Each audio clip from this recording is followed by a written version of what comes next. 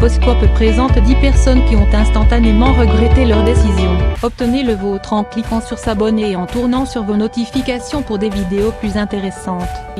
La plupart d'entre nous vivent des modes de vie assez simples, la vanille. Puis il y a ce petit groupe de personnes qui ne peuvent tout simplement pas vivre sans repousser les limites et prendre des risques. Ces personnes ont apparemment besoin d'entreprendre des activités qui restent d'entre nous éclater dans une sueur froide. Si l'escalade des bâtiments sans équipement de sécurité, la chute de la grande altitude sans parachute ou équilibrage sur un fil des milliers de pieds dans l'air, ces gens aiment entreprendre des cascades assez extrêmes.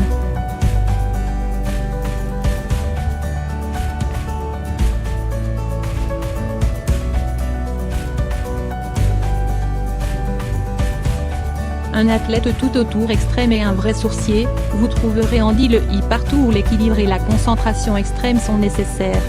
Il est surtout connu pour une doublure détendue, souvent haut. Une cascade implique la marche d'une ligne à l'incendie, des flèches perdues à Yosemite nues et avec pas de matériel de sécurité. Pas fait là, Le I a augmenté lent en marchant entre deux ballons d'air chaud sur 1,2 km du sol. Étant donné que la plupart des croisements se produisent entre deux objets solides et stationnaires, nous allons d'accord, le ballon à air chaud à pied est assez impressionnant.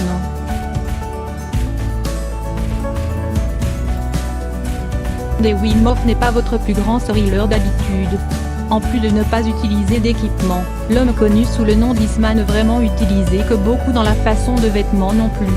Vêtu seulement de shorts, il a grimpé au-delà de la 500 mètres de la zone de profondeur du mont Everest et même à l'échelle du mont Kilimandjaro. Comment est-ce possible? Apparemment, il est vraiment bon pour contrôler sa respiration et sa fonction corporelle, c'est pourquoi il peut prendre des montagnes sans équipement spécial ni oxygène.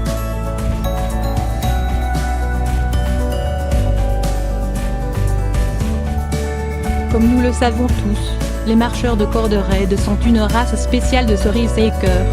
Souvent élevés au-dessus du sol sans équipement de sécurité, une petite ruée vers le vent pourrait envoyer les à leur mort sans avertissement.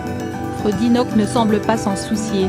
En 2011, n'était absolument pas de matériel de sécurité, le 45 ans descendit le câblez-vous pour les téléphériques près de la ville suisse de Saint-Moritz. Des centaines de pieds au-dessus des roches déchiquetées et de la glace, il a marché pendant plus de 1,5 km sans slip.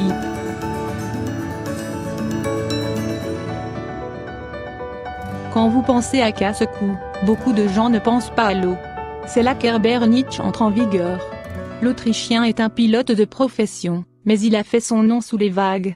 Vous voyez, Herbert Nietzsche aime plonger vraiment profond et tout en utilisant juste un souffle. Tout d'abord, il a étonné les spectateurs quand il dopait à une profondeur de 214 mètres. Pas fait là, en 2012 il est allé plus de 250 mètres vers le bas avec l'aide d'un traîneau spécial. Malheureusement, le seul défaut sur une plongée par ailleurs spectaculaire était que Nietzsche besoin d'oxygène à seulement 10 mètres de la surface après avoir rencontré quelques problèmes.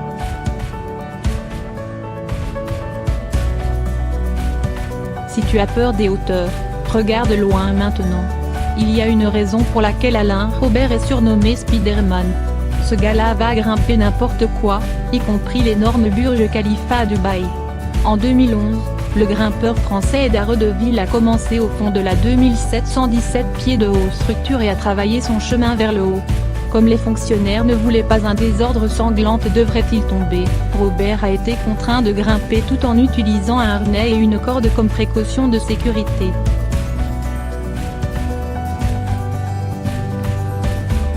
Quand vous êtes un sauteur de base de sport extrême, vous vous jetez de tout. Demande à Valérie Roseau de partir.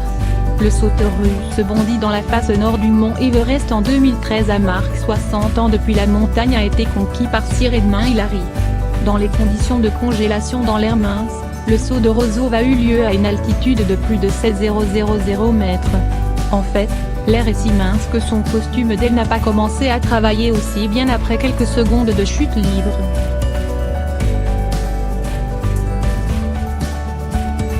En parlant de cavalier wing costume, Gary Connery pourrait ne pas avoir chuté d'un grand altitude mais il a fait une grosse déclaration avec l'atterrissage. Qui des centaines de sauts de base de parachutisme sous sa ceinture, la chute ne semble vraiment concerner le cascadeur britannique. Mais qu'en est-il de l'atterrissage sans parachute? Ça a l'air dingue.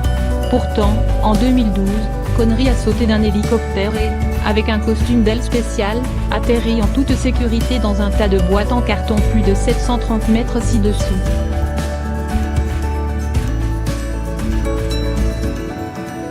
Beaucoup d'entre vous pensent sans doute que le parachutisme est fou pour commencer. Après tout, qui veut sauter d'un avion parfaitement bon? Luke Eken a pris ça pour un tout nouveau niveau de folie. Le 42 ans a fait beaucoup de sauts, mais récemment, il a fait les nouvelles en sautant sans parachute exprès. Avec les téléspectateurs regardant nerveusement, Eken est tombé plus de 500 mètres avant d'atterrir dans un filet géant. Avec cela, il est devenu le premier parachutiste à sauter sans parachute et atterrir en toute sécurité.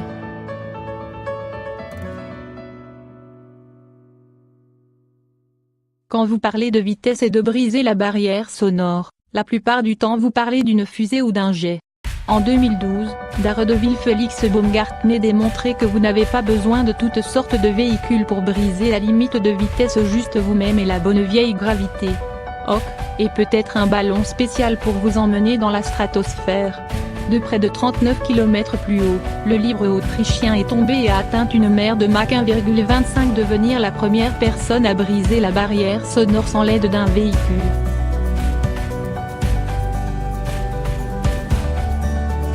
Vous pourriez ne pas penser à le voir, mais cet informaticien et une fois senior le vice-président de Google aime se pousser à la limite. Il y a 2 ans après Félix Baumgartner fait son saut, Eustache secrètement effectué son. Bien qu'il n'avait pas de caméra de surveillance, l'ensemble de 57 ans de quelques records. À plus de 41 km d'altitude, il veut le plus élevé et est tombé le plus loin de tout cavalier. Il est aussi pas en reste pour les vitesses comme il a été rapporté va bien plus de Mach 1 au cours de son descente. Merci de regarder la vidéo et abonnez-vous mon canal.